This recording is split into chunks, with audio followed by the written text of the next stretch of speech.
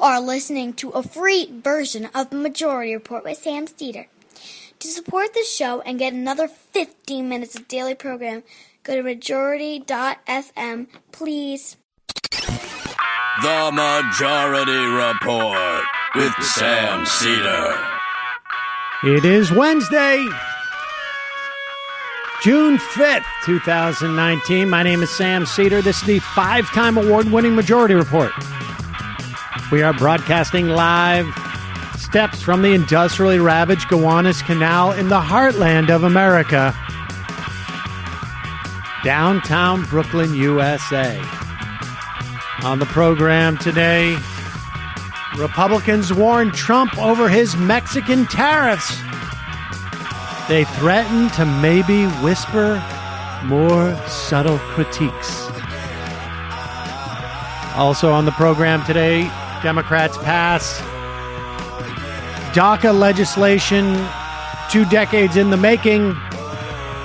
It'll die in the Senate, like about 50 other bills that the Democrats have passed in 5.5 months. Mid-dropping polls and a new plagiarism scandal, Biden announces he still supports the Hyde Amendment, and Warren drops her green manufacturing plan.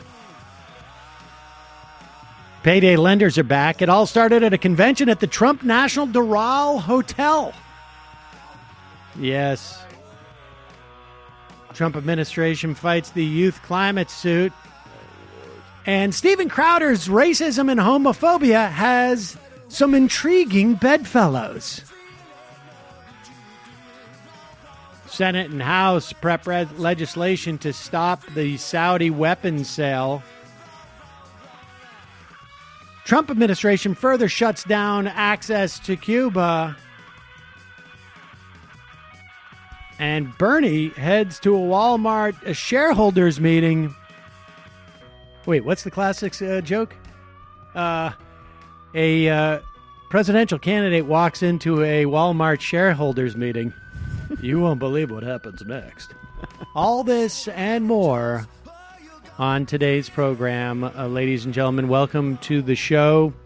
Matt is on, I don't know what to call this. Some type of weird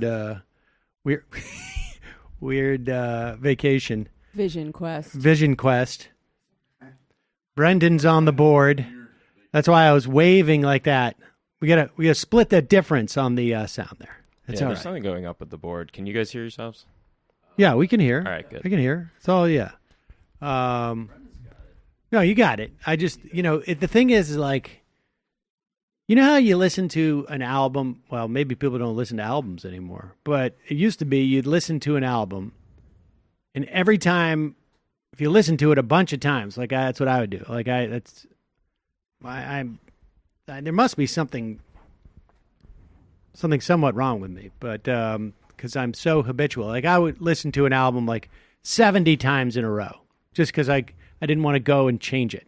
And yeah, and it got to the point where like I would never know the names of the songs because I don't clutter my mind with that type of information. Right. But as soon as the one song would end, you'd hear the next song start in your head. So that's what happens with that music at the beginning of the show. I have in my head, it's all muscle memory. So even the slightest change throws me off, which is okay. But I don't mean to. Did a good job. What's that? Yeah, because I'm trying to signal lower the music. Wait, no, not that much. Up. Stop right there. Okay, that's good. Yes. Well, not an agitated conductor, like a conductor. I mean, if you ever seen a conductor, they look fairly agitated. Yep. Check. Yeah, I think you're pressing the wrong way. Nope, it just didn't get it. It didn't get switched back last night. Yeah, we're good now, right? All right? Matt leaves and then changes everything on me. It's really nice. Matt said to me, "What do you do?" No, nothing. Just that. Last night, Matt took a long. Turn him down. He took a long, deep, contemplative drag of a blunt. Just a little bit. What he did? And as the smoke wafted out of his lungs, he was just like, I'm going to mess everything up for Brendan tomorrow. Have a good show. It's never the ones you suspect. No, I mean, I suspect. I mean, if there's weed involved, I certainly suspected Matt Lack for that. All right, so let's get on with what's going on today. We will get to Joe Biden's having a bad day, folks. Super bad day, and I think it's going to get a little bit worse. But before we go there, so Bernie Sanders, in the wake of his announcement last week, I think it was, where he proposed having workers get seats on board of directors, not unlike we see in Germany. Labor unions in this country, I think, it would take some adjustment in terms of like trying to figure out how you maintain the relationship to management that is optimal, but also be able to sort of have some say in the governance. There was a second proposal that he had in terms of co-ops, which was an extension of legislation that has, I think, already been introduced in the House and maybe even in the Senate. I'm not sure, which would allow for family-owned businesses that want to sell there to be a bridge loan fund from the U.S. government to allow and finance the purchase of that company by the workers. He started these first bills related to this in 2014 with Leahy as a co-sponsor. Right. So there's, and this is building on that to expand that program, essentially, and promote more worker-owned companies like JustCoffee.coop, fair trade coffee, tea, or chocolate. Use the coupon code majority, get 10% off. I have to say that the time I spent at Just Coffee, I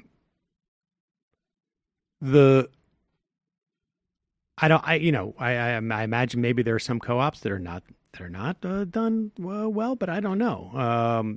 But this one was it was impressive in terms of the sense of supporting all of the workers. They support each other as workers and as co-owners of this entity, but they also support their suppliers with basically the same level of commitment that they support each other with. And so, this is what these businesses do. They protect communities as well as protecting the specific needs of the workers. So good stuff all around. In the wake of those proposals, Sanders was asked on behalf of workers at Walmart to go and head to the shareholders meeting to represent their perspective. Here is a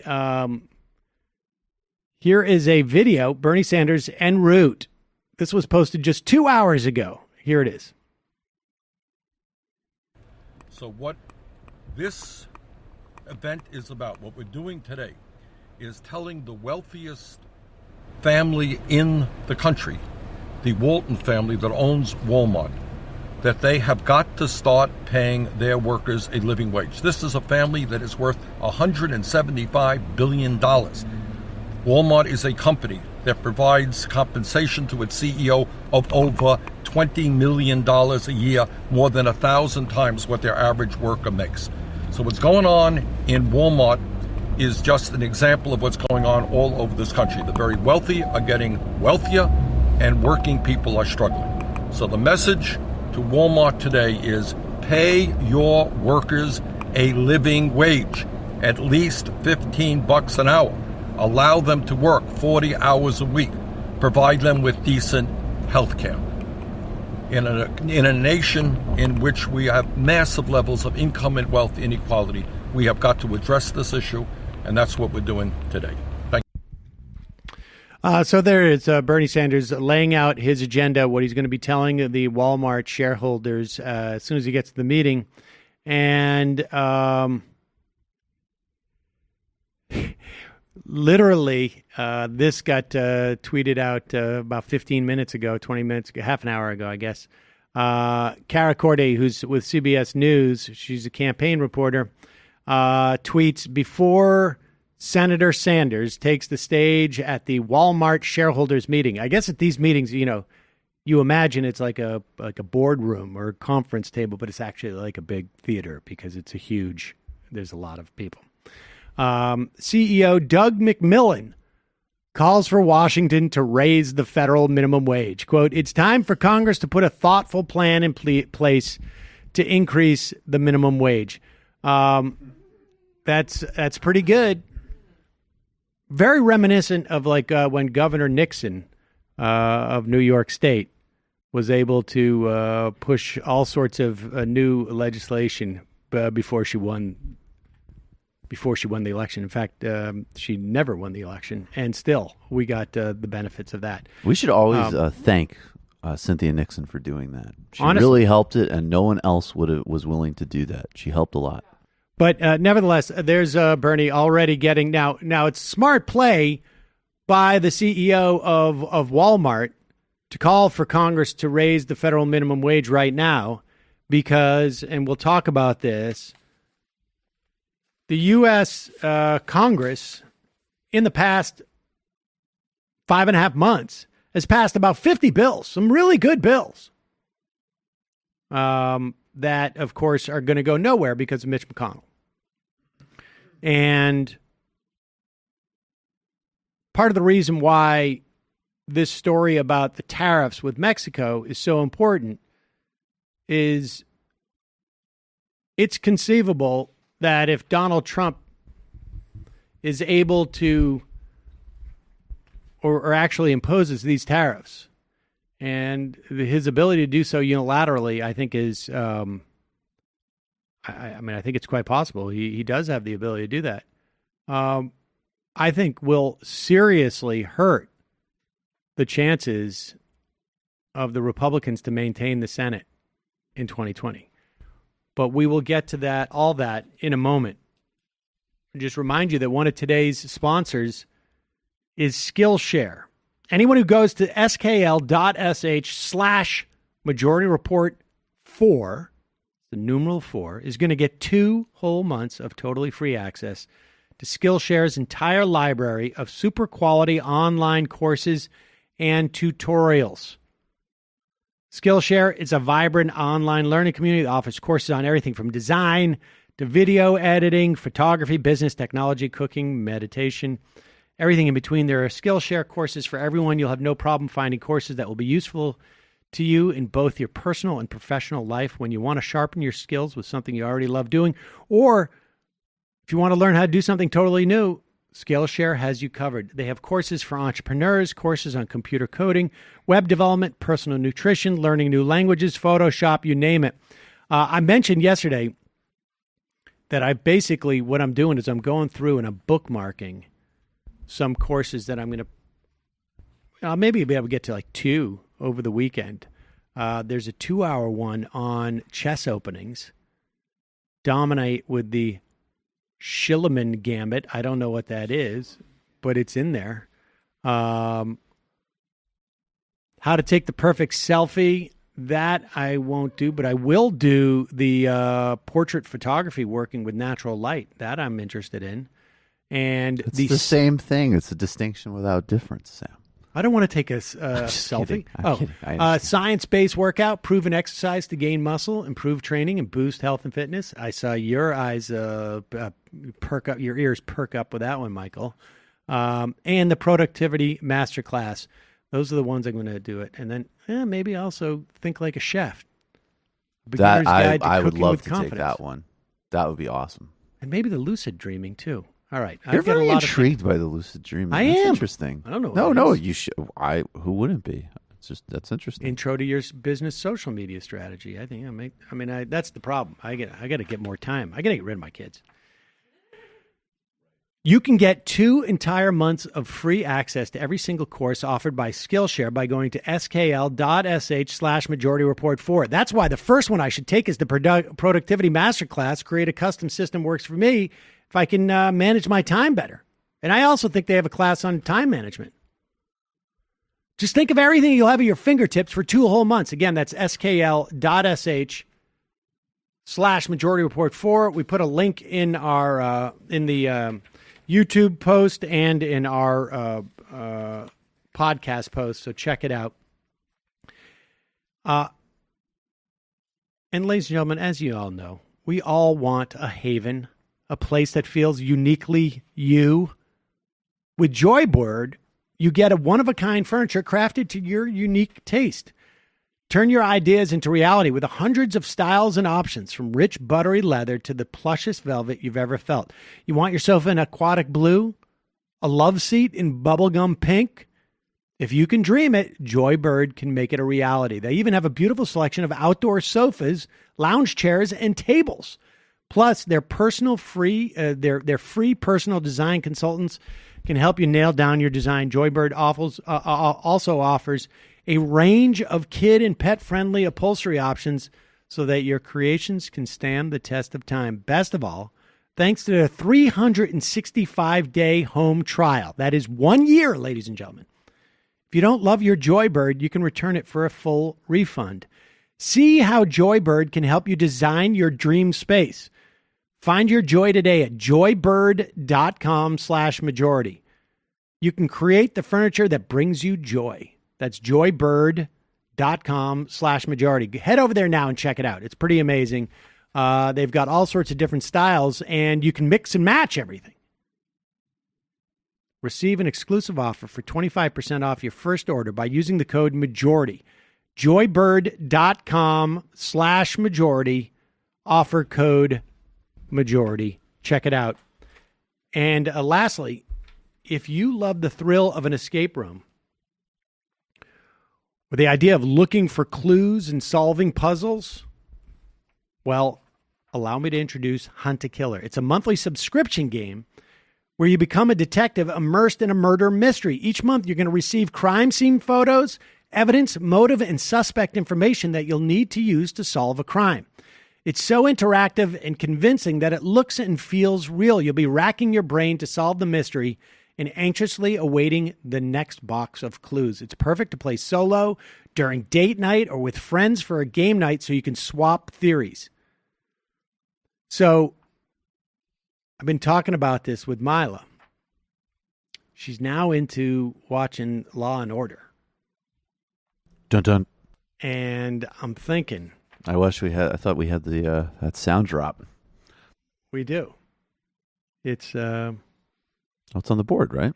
well, yeah, here it is. There we go. And just to get her engaged in something. And the idea of this, I'm talking to her, and she's piquing her interest. Who did it?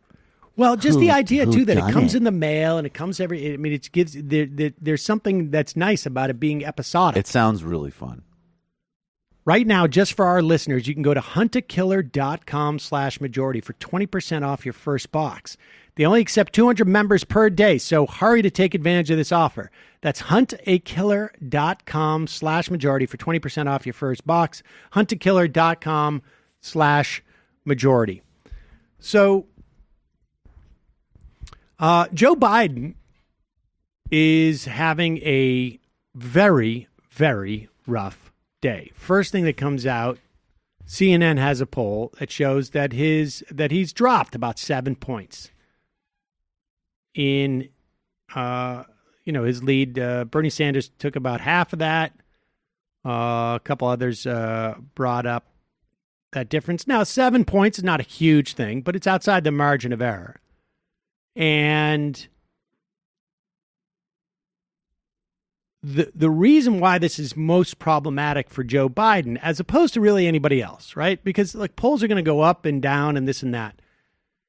But Joe Biden, so much of his support is built upon the premise that he can beat Trump. That there's this weird sort of feedback loop, I think, with the polls that is going to create a problem for him. As long as the polls are staying where they are or going up, it reinforces the notion that Joe Biden has a certain amount of invincibility, that Joe Biden, I may not like him, but he's going to beat Trump, and beating Trump is paramount. And I would agree that beating Trump is paramount. I don't necessarily agree that Joe Biden is a lock to beat Trump.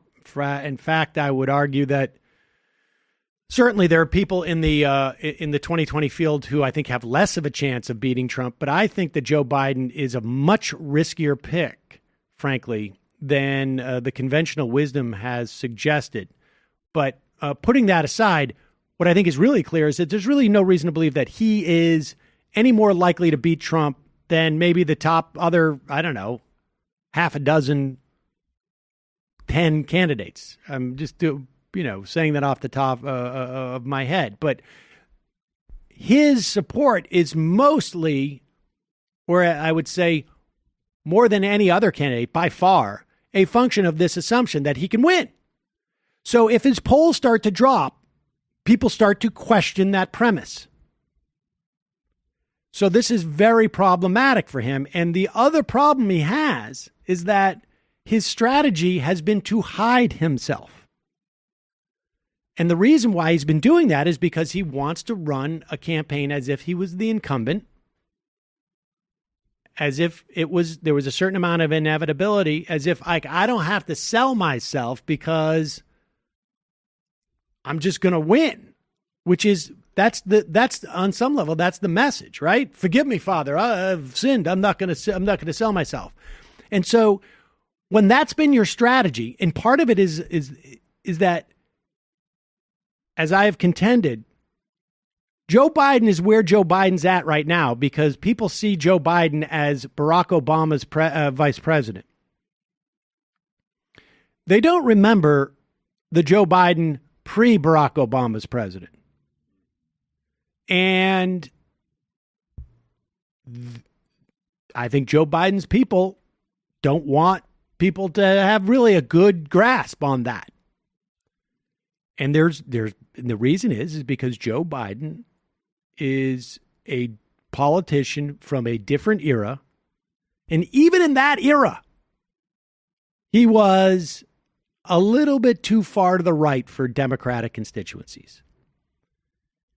And even in that era, he was too sloppy. There is a quality about Joe Biden that permeates his campaign and what he does.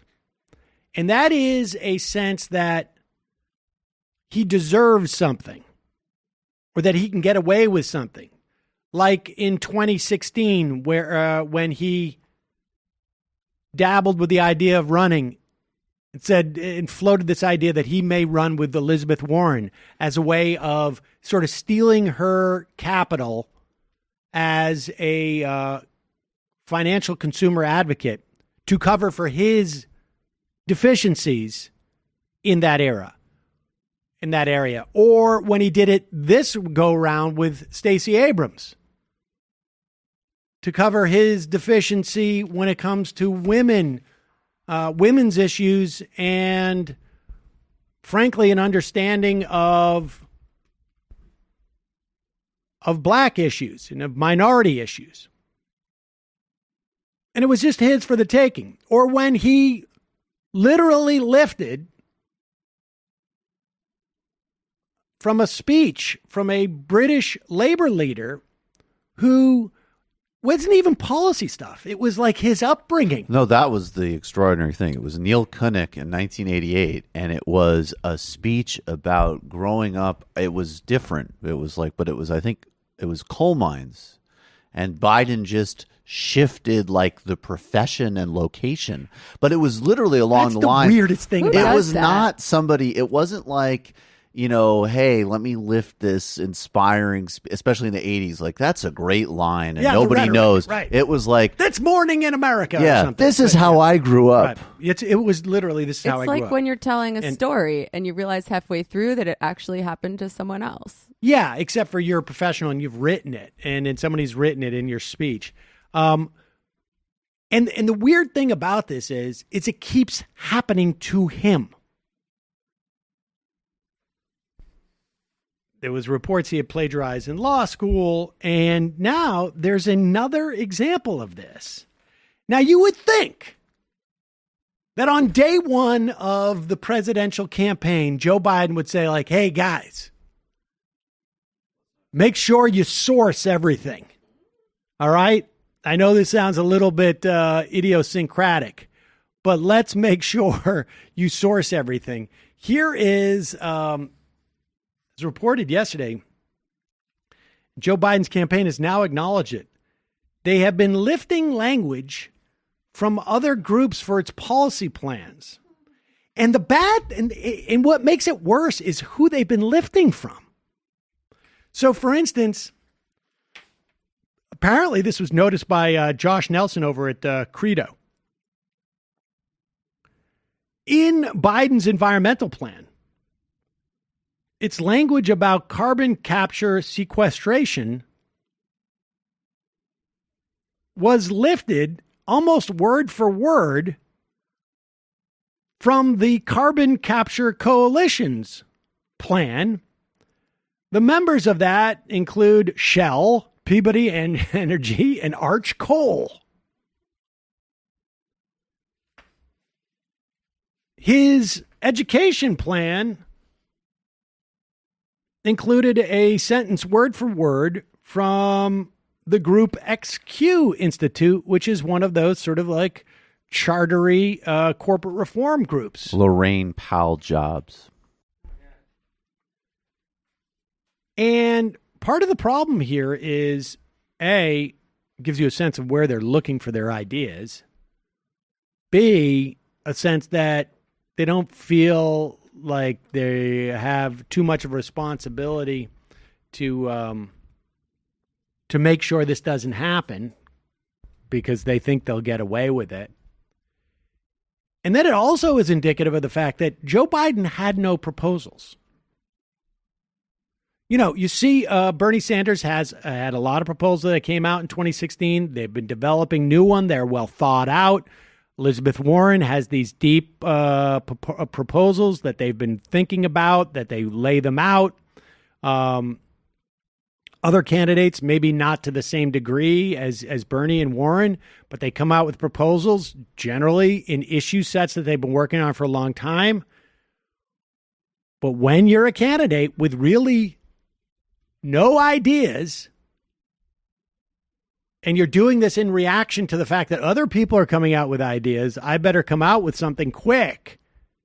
This is what happens. This is more indicative in many respects of the fact that they got nothing. But I like that synthesized point you're making, because just to underline it, they have nothing, they don't take policy seriously, and then their default setting is, let's go to these regressive sources of policy. Right. Well, If they had gotten in the second order, if they got things are shifting a bit, so we don't have anything, let's go check out the Economic Policy Institute or the Right. Teachers Union or whatever. Well, I was going to say that is their policy proposal, to defer to these neoliberal think tanks and corporate entities on everything. So in a way, it's actually pretty honest that they just put them on the website. Well, I mean, maybe. It may be perfectly honest, but I think it's indicative of a problem that they're going to have going forward because there's no real depth to it. And this latest thing about Joe Biden, I think is indicative of that as well. About a month ago, at a campaign event, there was an ACLU, I think she was a volunteer or a stringer, and she had asked Joe Biden about whether he would commit to abolishing the Hyde Amendment. The Hyde Amendment comes from, I think it's the 80s, if I remember correctly. And Henry Hyde, I think was his name. And it basically says that federal funds, let's say Medicaid, cannot be used for abortions. So you may have private health insurance, and if you need or want an abortion, your health insurance will cover it, or maybe cover part of it. It's a decent health insurance. If you are a woman who is living in poverty, or up to now, and depending on the states, 133% of poverty, and you need an abortion, the Medicaid will not pay for it. And this has been a big problem. In fact, Democrats in their Democratic platform regarding choice says repeal of the Hyde Amendment. And so here and hasn't is, that said some really quickly? Hasn't that been the case for a long time too? Long time. That's not like new progressive 2016 stuff. No, that's this is been old party school. consensus Yep. for a while. Here is an ACLU member asking a quick question of Joe Biden. This is about a month ago. I'm an ACLU Rights for All voter, and I have one quick question for you, and that is, will you commit to abolishing the Hyde Amendment, which hurts poor women and Yes. women of color? Yes, and by the way, ACLU member, I got a near perfect voting record my entire career. I heard you did, but I'm glad you just said you would commit to abolishing the Hyde Amendment. Right now, it has to be. It can't stay. Thank you. How are you, Thank man? sir. Yeah. Now, what's exceptional about this is not just Joe Biden's Commitment? dismissiveness of like the question, the waving It's very away. odd. It was He's very just odd. He just wasn't even didn't paying make attention to her. Like, I'm not, yeah, whatever. Yes. And she was great about this. Like, I'm asking you a question. You've given me an answer. Now I'm going to reiterate the question just to make sure that you heard it and understood it. Yes. And it comes out today that either Joe Biden lied in that moment, or that he just misspoke, couldn't understand what she was saying. Apparently, the story that his advisors are saying is that they thought she was referring to the Mexico rule, the Mexico City rule, which prevents federal aid money from going to organizations overseas that perform abortions. Now, I don't know how he could have misheard that. It was Hyde and Mexico City. They sound very similar. Very similar. There's a Y in both those things. But he has come out and said no. He still supports the Hyde Amendment. And this is a big problem. It is a 4 decades now, I guess, 80s, almost 40 years. It bans federal funds being used for abortion, except for in cases of rape or incest or to save the life of the woman. He apparently, is embracing it because he thinks it's going to set him apart. But it is, again, it really, in many respects, the Hyde Amendment is a real problem for women living in poverty, women of color, and apparently he's just okay with that, even though he has a near perfect record of voting to support women's rights. I also just think, or the ACLU in general, and I want to make a comment on voting records because it's a really shallow, sloppy way of looking at politics. Like, that was a big thing during Clinton and Sanders. Like, hey, they vote the same way 90% of the time. And it's like, yeah, but the votes where they didn't were the invasion of Iraq, the Patriot Act. So, Joe Biden, I have no doubt, if you look at most of his career, is cast. Probably not actually necessarily in the beginning of his career, but probably in the 90s, he cast a lot of like generically the right sort of center-left votes. But the major votes, not only did he vote the wrong way on like things ACLU-wise, the Patriot Act, but he also like authored the crime bill. So, don't get lost in these statistics, and these vote measuring schemes are, or even like League of Conservation Voters. Somebody could have 90%. That's terrific. That means you voted the right way in a lot of things, but you voted yes on the most environmentally destructive proposal of them Right. all, which You far need to- outweigh nice 90% of votes The problem's on other not so things. much voting records. The problem is more just sort of like looking at them statistically as opposed to looking them qualitatively and analytically. Right. Yeah. And so Joe Biden has a problem here, and it's going to be interesting to see how he deals with it.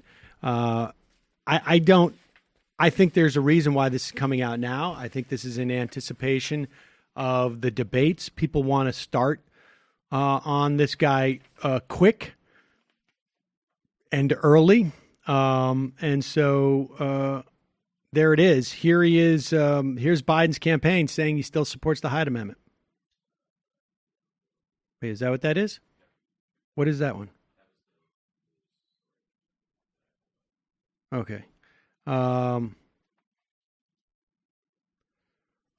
here's one more problem with Joe Biden, I guess. And this, I think, is consistent with this notion that he can, everything's for him. Whether it's Neil Kinnock's personal story of growing up, or whether it's Stacey Abrams' cachet with certain segments of the Democratic voting base, or there is a sense of that Joe Biden deserves something. It's entitlement. It's entitlement. And here he is. He's still trying to show, like, I'm not afraid of my personal space invasion issues. Come on. Come on. Let me get your paper.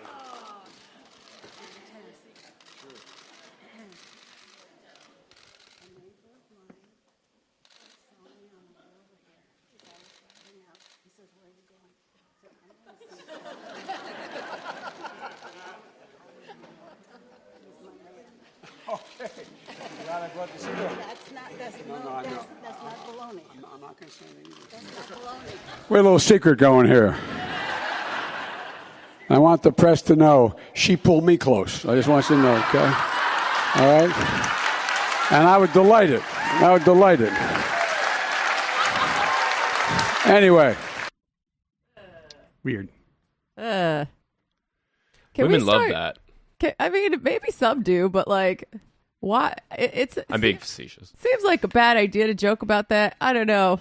I'm going to start a campaign to start calling Biden supporters Biden bros, because as I've seen people pointing out on Twitter, he has made multiple women uncomfortable, according to the women, and he's terribly weak on abortion rights. So if anyone deserves to be bros, it's people who support that. I don't think you're going to have too much pushback on that, frankly.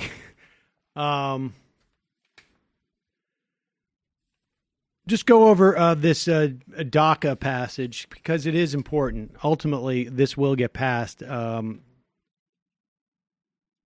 the event that there'll be an executive action in the event that Donald Trump is voted out in 2020. But vote was 237 of 187 for the American Dream and Promise Act of 2019. This would grant dreamers, these are people who were brought to this country as children, as minors, by their parents, no choice of their own, obviously. And they will get 10 years of legal resident status if they meet certain requirements: high school diploma, participation in military service, and then they would receive, stay out of trouble in terms of, specific problems with the law.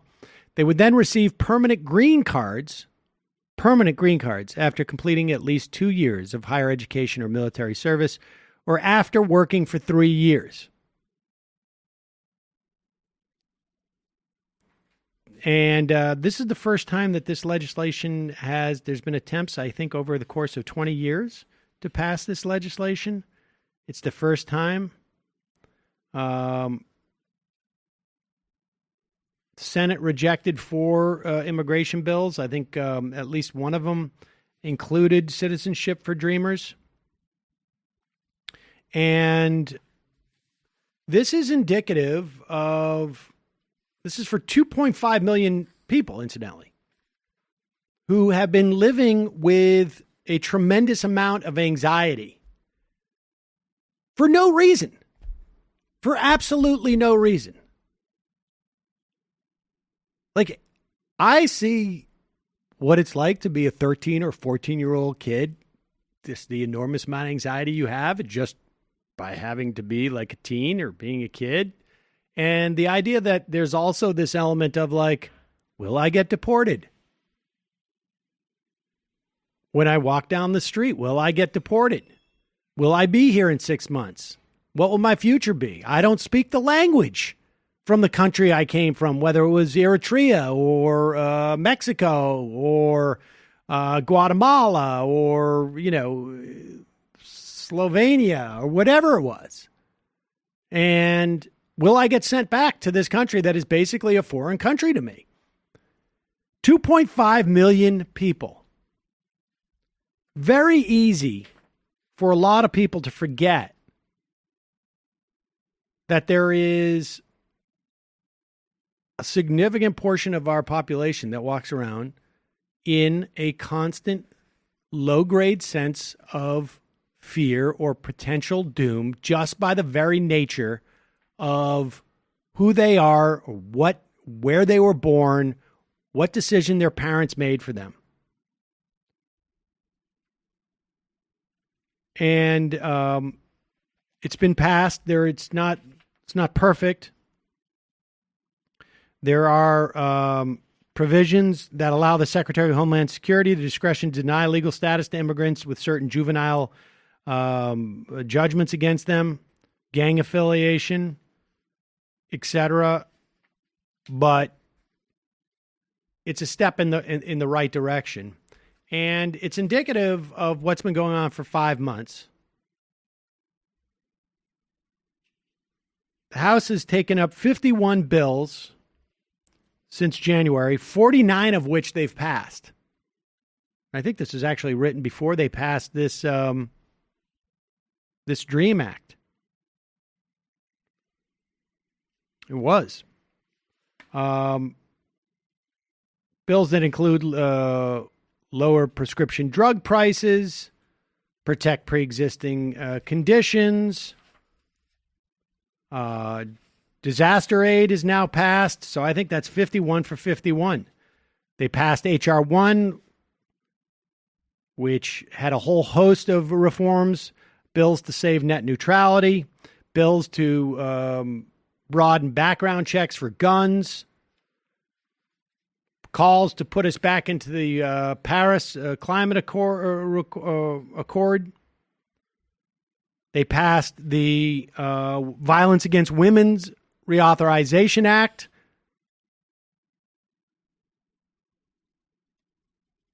Chemical facility anti-terrorism standards. I mean, it goes on and on. Federal Civilian Workforce Pay Raise Fairness Act.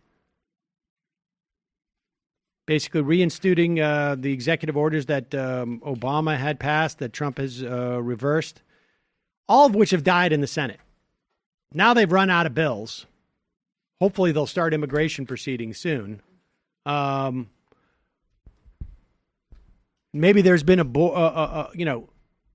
they haven't done a great ability of making it about obstruction from the Republicans on these things that I think are would be very popular in and of themselves. But this is what's been going on. And meanwhile, you have all these bills that are passed. They're awaiting a Democratic Senate. Joe Biden came out with a climate plan.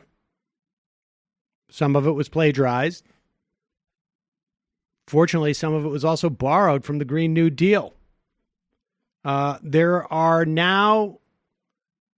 now broad Democratic consensus over many aspects of the Green New Deal, including the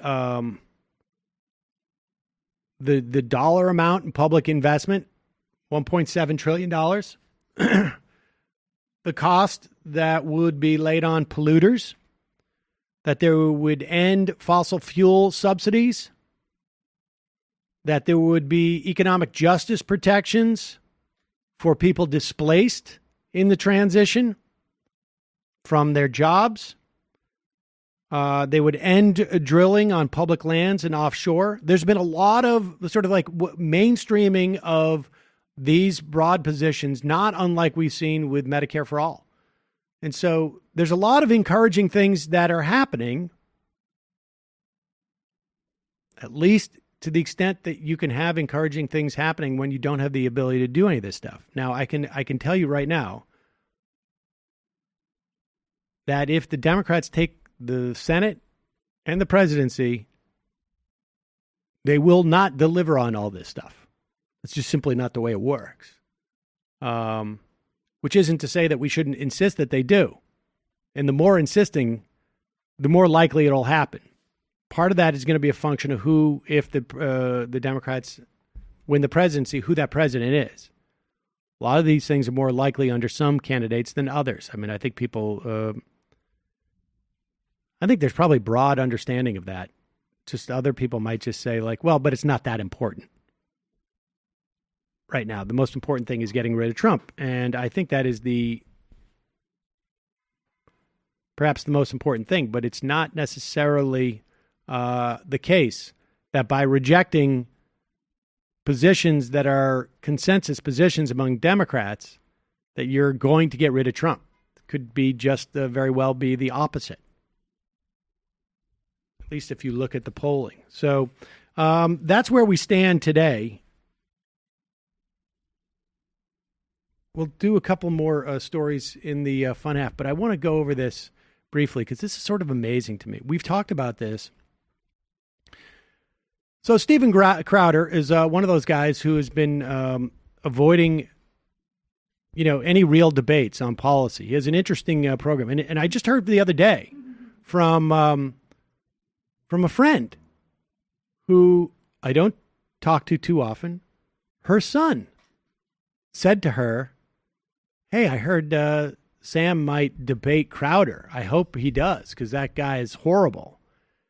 And the kid is a kid. I don't know. He's like 14, 15. And this is the thing that's problematic about Steven Crowder.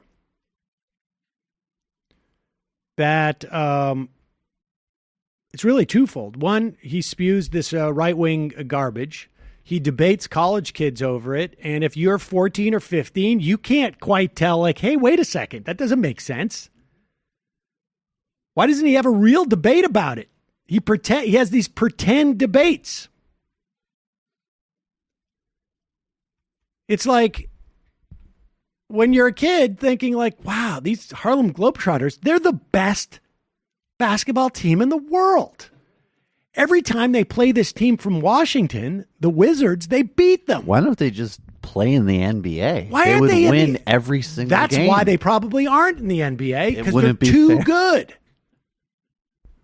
And that's what you think as a kid. And the other aspect of what Crowder does, because he's speaking to right-wing inclined teenage boys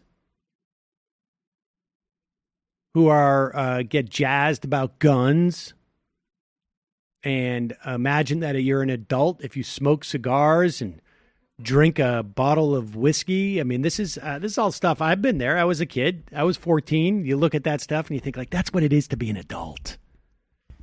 And you assume like, that's all the adult stuff that you get to do. And Crowder also sort of mixes in a very healthy dose of racism and gay bashing in a sort of jocular tone, right? I'm just telling jokes about how gay people talk like this. I mean, it's really the most juvenile level of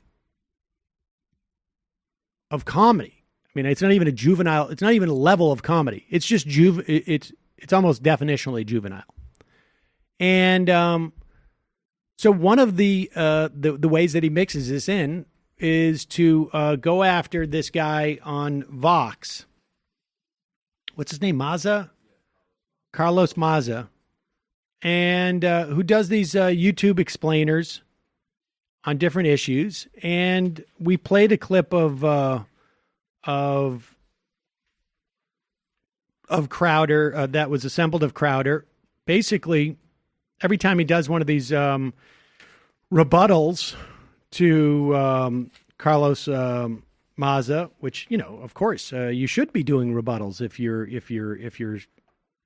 disagree politically, but he always like sort of buttons them with like, he's gay and he's Mexican. It's not terribly relevant. It's just gratuitous. Not that there's non-gratuitous, but it's just gay bashing and racism. Ad hominems are not arguments. Well, I mean, ad hominems are fine too. It's just that when you make it about someone being gay or Mexican, what happens is you're sending a message to those little kids, those teenagers who watch you. You know, if it's ad hominem, somebody says like, oh, look at Sam Cedar, 4 eyes, or this guy's, you know, condescending, or he's a shill, or whatever it is. There's no kids out there who hear that and then go and ostracize, bully, beat up other kids because they're condescending. But if they're gay, if they're Mexican, that's what it breeds. So I have no problem with ad hominem. And particularly if you're broadcasting out of Austin, Texas, and you're attacking transgender folks, and you're attacking Mexicans. Maybe you've read the paper and you realize that there have been 2 murders of transgender women in the past 2 weeks in Dallas. Half a dozen, I think it is now, 5 maybe in the past 2 or 3 years in Dallas. I don't think it's somebody who listens to Steven Crowder. But if Steven Crowder keeps working at it and keeps preaching like this, maybe someday he'll succeed and be able to reach somebody who does that. I mean, why else, right? I mean, if you're going to go on and attack somebody, essentially attack gay people, attack Mexicans, what is your end goal? Your goal is to get rid of them, right? And so it's a success for you. If one of your students goes out and beats the gay out of somebody. And so Maz's complained to YouTube about it publicly because he gets a lot of harassment for being gay. And I don't know what the solution is to this. Obviously, you could demonetize his entire channel. He can keep doing what he's doing, but you can demonetize it. Like, you're not silencing anybody by completely demonetizing a channel.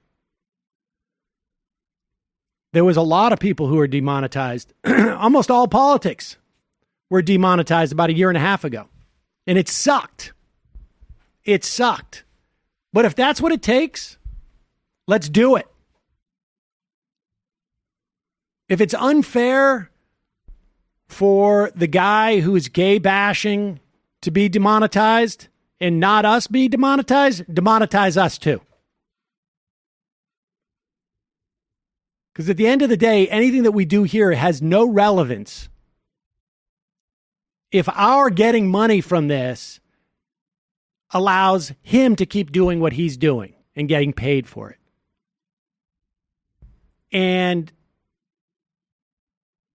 here is and the reason why I say this, okay? I mean, there was a time actually where some members of Congress, right when Air America started, where they wanted to institute the Fairness Doctrine. I think it was Louise Slaughter, actually.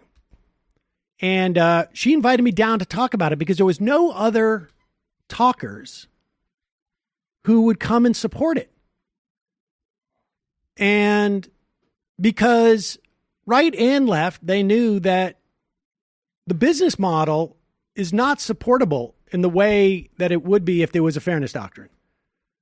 People don't like to mix in their left and right commentary on the same channel. And my attitude was like, the reason why I'm doing this is because, I need to make a living. But that's secondary to doing this. If I want to make a living, I'll go get a different job. And if you're worried about the suppression of free speech, then the first thing you should be doing is saying demonetize him and demonetize me, if that's the concern. Because if you don't do that, then I get a question like what your motivation is here. I'm not worried about censoring in it. And if people are worried that YouTube is too dominant, then cut it up. Decouple it from Google's advertising revenue. Make it a different company. Have competition for advertising. Make it more transparent so the corporations can know what they're associating themselves with. Make it less financially viable. If you're worried about the censoring that's involved if you tell gay bashers that you can't make money off of your channel. Like you can't use that as a loss leader. I don't care if they demonetize that one video, demonetize the whole channel. Because we know how this works, right? This is a business model. Netflix, HBO, they all have the same business model. The shows that you read about aren't necessarily the ones that everybody's watching. Those are the shows that get people to buy the service, to come in. That's called a loss leader. And so even if you demonetize his gay bashing, that's a loss leader. It brings people onto the channel. They make the money the other way. So I have no problem with people going after Steven Crowder. We're not going to be bereft because he's gay bashing. We're not going to get enough of the joking about lisping and whatnot. And if it's a slippery slope, then let's just slide down it. Everybody gets demonetized. All politics demonetized. Let's do it. And the reason why I say this, and we talked about Mozzie yesterday, is because there's been some people ostensibly on the left who are taking issue with Mazza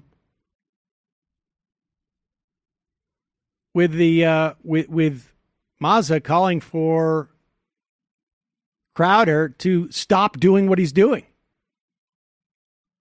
What's this? Is this Jimmy? Yeah. Yeah, here's our old friend Jimmy Dore, who was so toxic they had to jettison him from TYT. Oh, no, I know he wanted to go tour. Here he is. To create smart, thorough, engaging content for YouTube. Pause it. He's reading off of Carlos Mazza's tweet where he is contacting YouTube and saying, like, look, I've been doxxed because of this guy. We also got this video from Progressive Voice, and I think he pulled it from his paywall stream, so it's a little bit low quality. But oh, is this one of Jimmy's paywall? This is what you got to pay to hear? Yeah. A company that claims to give a shit about LGBT creators. And it's miserable to have that same company helping facilitate a truly mind-melting amount of direct harassment. Really? Is this what you're complaining? It's funny. My family sees this shit. Oh, really? Really? What about the families of the 85,000 kids that have been killed in Yemen? What about those families? Really? Really?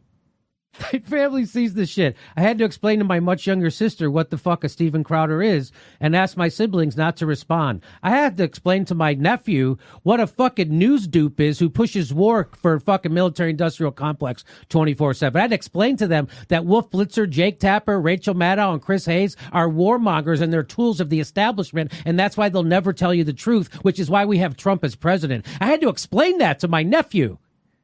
My family sees this shit. This guy, what a snowflake this fucking guy is.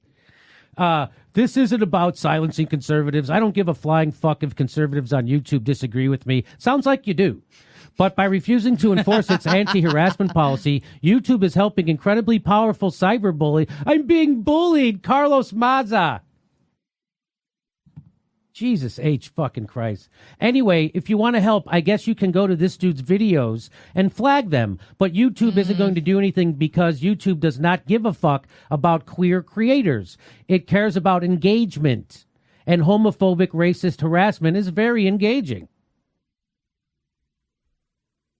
Again, the problem isn't Crowder. There will always be a fucking assholes trying to get attention by being bigots.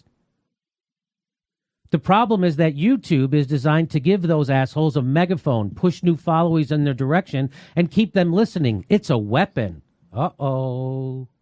Sounds like he wants to get rid of YouTube. Let's see. Harassment isn't siloed either. Every time he makes one of these videos, his fans flood the comments on the original Fox video. So a piece I spent 4 weeks working on is drowning in homophobic and abusive comments and downvotes. All right, so there it is. Jimmy Dore poo-pooing the idea that this guy's getting attacked for being gay. There's a bit more here, finishing that thought. Comments and downvotes. Other Fox fans see it. It's humiliating. What is wrong with you? What is fucking wrong with you? Are you kidding me? You're upset that people are downvoting your videos? And you're humiliated? What in the fucking fuck is wrong with you? All right, whatever. I mean, I'm less concerned with his feeling humiliated and downvoted than Jimmy just saying that, well, who cares if Steven Crowder is gay bashing you because there are kids dying in Yemen? Maza, incidentally, one of his videos was about the media promoting here it is, how the media weapons fetish primes us for war. So it's not like Maza has been a cheerleader for Yemen, but somehow Dore justifies Steven Crowder's, and this is, you know what this is about? This is about Jimmy worried that he's going to get demonetized if this is what it's all about. And there are some YouTubers who are at the very least, I've seen, who are at the very least honest about it. But this is Jimmy worried that he's going to get demonetized too. That we're all going to get demonetized because a YouTuber is complaining about being gay bashed. Talk about hypocritical. Jimmy Dore's entire channel has been built upon saying that people who make money, make too much money on cable television, that Chris Hayes is responsible for Donald Trump being elected. How is that the plan? I thought the plan was Jimmy was going to make sure that Hillary Clinton lost so the Democrats could learn a lesson. So that they could nominate Elizabeth Warren.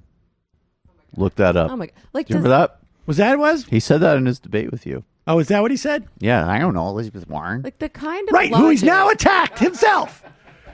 But this is the point, is that, like, Jimmy's making a very good argument that really the whole thing should be demonetized. And I would say that TMBS is doing pretty well, and I'm not totally sure I agree with all this whole demonetize everybody thing. I just think it's incredibly hypocritical to say, like, we can't figure out how to deal with someone being gay bashed, and to poo-poo the idea that Maza doesn't care about conservatives disagreeing with him and then laugh like, oh, it seems like you do. I think what he's referring to is I don't like the fact that he's calling me, He's basically queer baiting me. We all know that if you complain about being doxxed, that means that you don't care about the genocide in Yemen. Well, he's making kind of a weird argument. He's saying, like, don't hate the player, hate the game. YouTube financially incentivizes people to do hate speech, therefore they're going to do it. And then YouTube is, hypocrites if they censor it.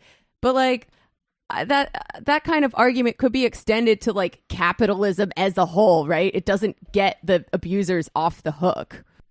Yeah, I mean, and Jimmy Dore is not an anti-capitalist, the way. The other thing that just strikes me is, like, one, you could just demonetize all political channels for sure. Two, you need to, regardless of that, start breaking up these companies. I don't think that to me is a separate track that needs to happen. And then three, there's the other aspect of companies, these platforms acknowledging that they're media publishers and, in fact, hiring and paying well human editors and content curator, whatever the hell they want to call them, and recognizing that, look, this is a journalistic platform. We need to actually invest in it. YouTube is quite efficient at giving you copyright strikes. There you go. Okay? If we were to go and use material that is copyrighted material, we get 3 strikes. Now, there's 2 things that can happen. One, if one of our songs hits the stream, we get demonetized for the entire video. It can be 1 minute of a song in a 2.5-hour show, and we get demonetized for the whole thing. Fine. That's somebody else's content. They want the money for it, whatever. We can also get a community strike against us if we use copyrighted material without the permission, without the credit, and we don't have fair use for it. So YouTube can demonetize. We get 3 copyright strikes, 3 community strikes. We are demonetized. Period. As a channel. There's no reason why they can't do that. And I just would say, and obviously they can do that with machines and algorithms and AI and stuff like that. But I think with, what I would say about the need to actually have editors and so on is, for what it's worth, like, I think that if you were a channel that did, maybe you could even make a distinction that, okay, whatever. If you do political opinion, demonetize it. Sure. Okay. That's one proposal. But if you did anything having to do with an actual journalistic enterprise, and one thing that I do see as a potential problem that's much bigger than Jimmy Dore whining about this, but as I say, like the way Facebook has treated Telesaur as an example is a huge problem. And these companies are both ideologically and business-wise not equipped to distinguish between Alex Jones and somebody doing an actual documentary series on, as an example. That's why you break them up. That's why you break them up. You break them up. And I think, though, frankly, even when they are broken up, they're media platforms. And media platforms are eventually going to need to have actual journalistic components to them and be treated as such and hire as such and invest as such. I think that you need, look, you could base your conditions upon, something like, I don't know, the way that we do anti-discriminatory housing practices or something like that. Because obviously there's ripe for abuse.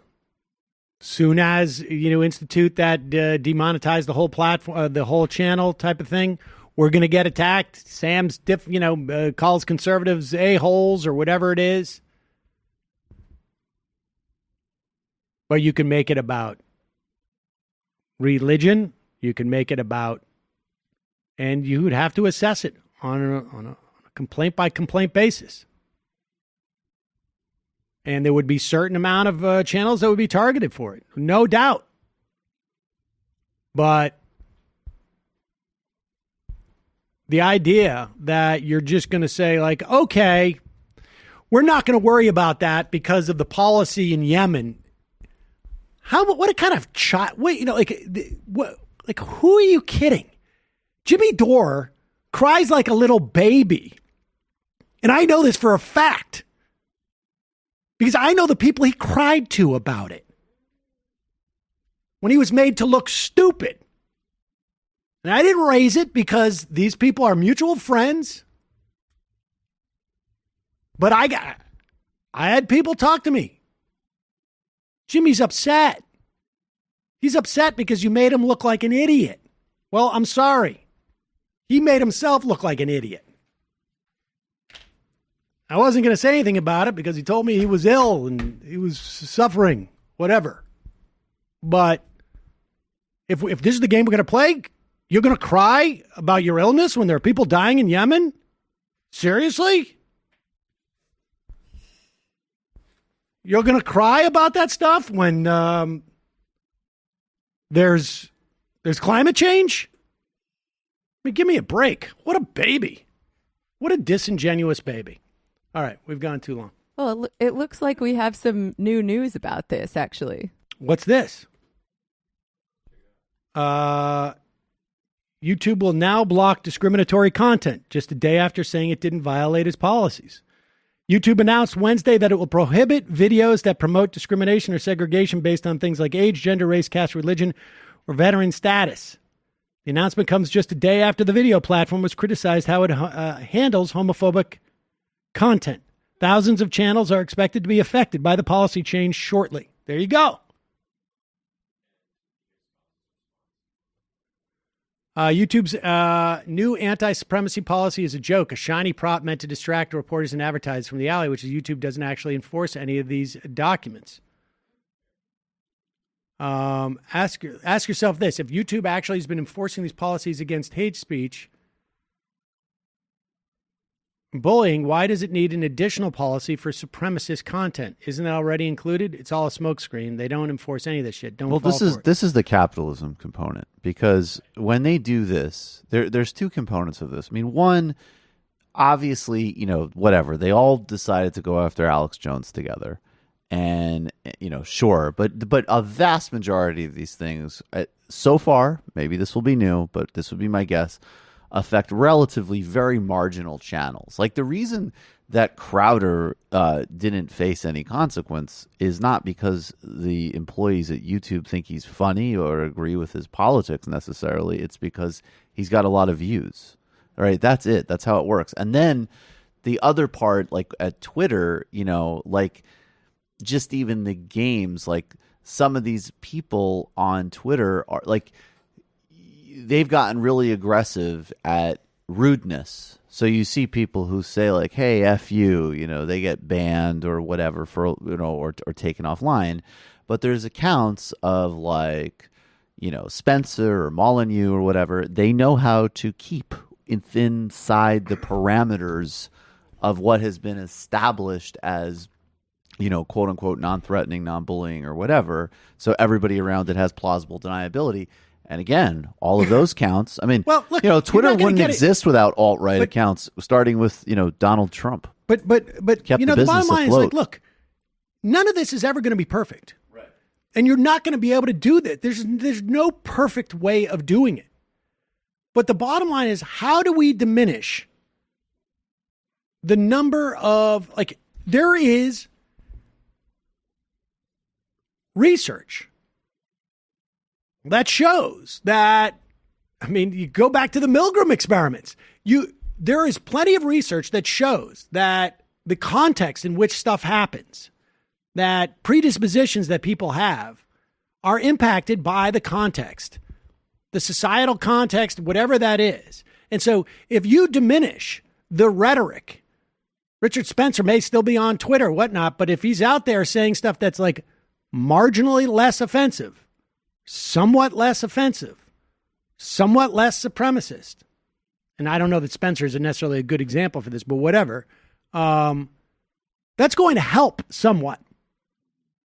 There's no way to eliminate it all the way through. But, and the issue is less about like Carlos Maz's feeling. He's just indicative of what's going on out there for the 13-year-old boy living in some town in Texas where the kid is afraid to admit to himself even that he's gay because of the hostility around him. Or some other kid who gets beat up because he's gay. Or some other kid who gets killed because he's gay. That's the point. We just know that Carlos Maza has got this problem because it's directed at him and he has a platform to discuss it. But there are literally thousands of other kids out there who are living with this stuff. It's not like only Carlos Maza hears it. It's not like just that kids who may be gay, are gay, watch this and feel bad about themselves.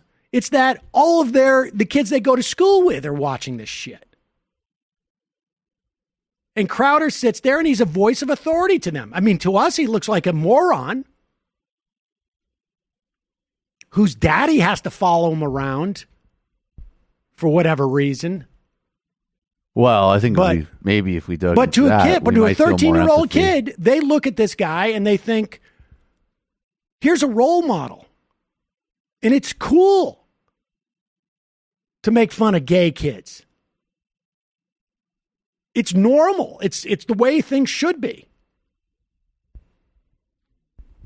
And I don't know. I mean, to have to say like, well, you shouldn't complain about it because of what's going on in Yemen. Seriously? Are you effing serious? My God. How demented do you have to be? How dangerous are those chemicals that you're putting in your hair? Oh, is that childish? To make fun of him for his bad dye job? Should I be banned? I think that is an example of the appropriate kind of ad hominem to do. Exactly. One that kids are just not going to deal with. All right. I get a little caught up in that. I just think it's disgusting. I just think it's absolutely disgusting. I mean, my God. I get it. You got to brand yourself because Michael Tracy went on and said something about it. And so now, you know, that's your crew, your tribe has said, we're not going to, we're not going to side with the guy from Vox because I don't like Vox. You dye your hair when kids are dying in Yemen? Are you serious? Why don't you send that money to Yemen instead of buying your hair dye? That's what an ad hominem is. That doesn't pertain to a whole class of people. But I know he's not going to be bothered by that. I don't think our channel should be financially demonetized. I'm just sitting with that idea. I don't like it. Yeah. It's not solid thinking. I know there's a lot of you out there who are going to clip that little segment where it says like, where specifically where I said, you're crying about kids with Yemen and the hair dye. I know you're going to clip it. So, okay. Sometimes we accept the world as it is. Yeah, what am I going to do? God give me the grace to accept what I cannot change. Yeah, right. You got to use the serenity prayer a lot. We're going to take a quick break, head into the fun half. Your support makes this show possible. Become a member today. Join themajorityreport.com so that when they demonetize this on YouTube, we can still do this. Built this nice studio. Well, they don't need to demonetize us now because they're taking down the hate speech. I mean, look, I'm being sincere about this. If there's no way to do it that doesn't threaten our revenue, then our revenue will be threatened. But honestly, this is where I agree. I like this, but this is where having an actual journalistic enterprise comes in. Like, the literal distinction and even ability, frankly, to say even as clear as we are on the ideological line, like it's obvious the difference between, an editorial that I think is distasteful, stupid, wrong in The Economist that I will critique, that I might mock, but it absolutely should not be demonetized or bothered or interfered with. I mean, we need to be able to make these actual basic analytic distinctions. It goes beyond this. This actually is our ability to have an open society in the internet age. Yes. I mean, this is the role that journalism is supposed to play. It was what my argument about why my getting fired, frankly, over that tweet was a failure, because That's right. I could understand why advertisers to this show would be nervous about that and leave the show. Fortunately, they did not, largely because basically commercial forces, Marin basically said, you can't advertise on our show if you leave a Cedar show. But I understood what was going on in their heads, because they don't have divisions and money to assess the nature of that tweet, the nature of the attack, and whatnot. Now, if you're a media company like MSNBC or CNN or ABC or whatever it is, you literally have an army of reporters and editors and people who are paid money to assess what is at least somewhat real. And Facebook said, okay, we'll start assessing what's real. Let's outsource it to some horrific neocon think tank instead of hiring any number of highly talented and capable unemployed journalists, editors, fact checkers. Right. You know, that's my point. Right. And it's not like these things aren't enormously profitable. And to the extent that they're not, then maybe it's just not sustainable, right? Like you wouldn't open a restaurant and say, well, we just can't afford to pay any waiters. So you got to come up and grab your food at the front. Well, that's not a restaurant anymore. Well, though Silicon Valley has been built on a restaurant that is making like hundreds of millions of dollars, but it's like the waiters get exposure. Right, exactly. They can meet all these potential clients that they could go home and do like mini-mate service for or whatever it is. But yeah, there's ways of solving this. And the solutions are going to come from people to continue to harass these companies about allowing. I'm sorry. You cannot make a journalistic argument to me about Steven Crowder, because so much of his material is a function of that crap that I'm sorry. It just doesn't cut it. I'm not worried about the First Amendment because YouTube may demonetize Steven Crowder's channel. I'm not worried about the First Amendment if YouTube demonetizes this channel. You allow me, if I feel strongly enough about gay bashing or promoting Social Security on YouTube, that I'm willing to do it without making any money from it and expending money, good. Well, and I know I'm not, popular for this, but I have real concerns about just taking Alex Jones off of platforms, period, in a monopolistic environment, but not for a second was demonetizing. Like, great, be demonetized. Go ahead, feel your thing, which is, by the way, another total distinction with regards to going after Tucker Carlson and Laura Ingram's advertisers. Right. And you can also, which is a smart and correct I will and also good say move. That's called the market. What they're getting mad about is the market. Yes. Right. And I will also add this, that you can also say, just like they do if we were ever to put this show on nonprofit FM stations, no advertising embedded in it either. So you can't give out, can't sell memberships, can't sell anything. You just want to go out there and express your views, go ahead and do it. So, all right. With that said, introducing Hunt a Killer, a monthly subscription game where you become a detective immersed in a murder mystery. It's so interactive and convincing that it looks and feels real. Right now, for our listeners, you can go to huntakiller.com/majority for 20% off your first box. They only accept 200 members per day, so hurry to take advantage of this offer. That's huntakiller.com/majority for 20% off your first box. huntakiller.com/majority. Because, ladies and gentlemen, irony is not dead. And there you go. So we've got to, after all that. Folks, you can support this show by becoming a member at jointhemajority.com. Don't forget, justcoffee.coop. Fair trade coffee, tea, or chocolate. Use the coupon code majority, get 10% off. Last night, Michael, the Michael Brooks show happened. It was excellent. We had a very fun time with Hassan Piker, did a deep dive on a strategy for the left in light of bad European Parliament election results. And then Milton Alamati, who I just can't encourage people enough to seek out and read and watch. We did a long conversation on Thomas Sankara, who is really, especially because he ran Burkina Faso in the 1980s in such a sort of bleak time politically, extraordinary leader and assassinated in a coup backed by the French. We talked about that, a number of other topics, had an incredible post game with a brand new debunk with Ben Burgess on can the co-op democracy economy combat the climate crisis, among many other things. Patreon.com/TMBS. This weekend, capitalism versus freedom for patrons. Jamie? This week on the Antifada.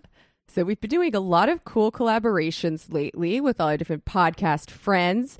And this week, we have released the second edition in our series, High Theory. It's a collaboration with our friends at Swampside Chats, the gayest, highest communist podcast probably in existence right now.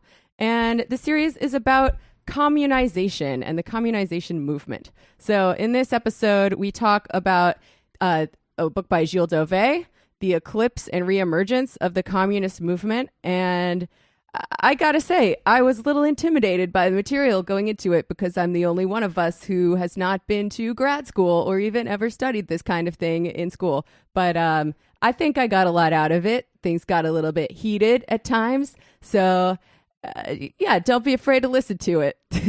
Did you say the gayest and highest? Mm-hmm. What does that mean? Like smoking pot? Like high? They smoke a lot of weed and they're quite gay. All right, I wasn't sure. Self-proclaimed. Matt is on a retreat, literary hangover retreat. But check out Literary Hangover wherever your podcasts are sold, or you can also check it out on YouTube. Quick break. Fun half. You are in for it. All right, folks, 646-257-3920. See you in the fun half. Are you ready?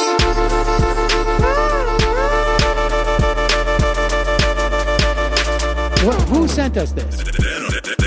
Anarchy. Alpha males are back. Boy is back. And the alpha males are back. Just as delicious as you can imagine. The alpha males are back. Boy is back. And the alpha males are back. Just want to degrade the white man. Alpha males are back. I take all of it in my throat. Alpha males are back. Almost as what? The alpha males are back. You're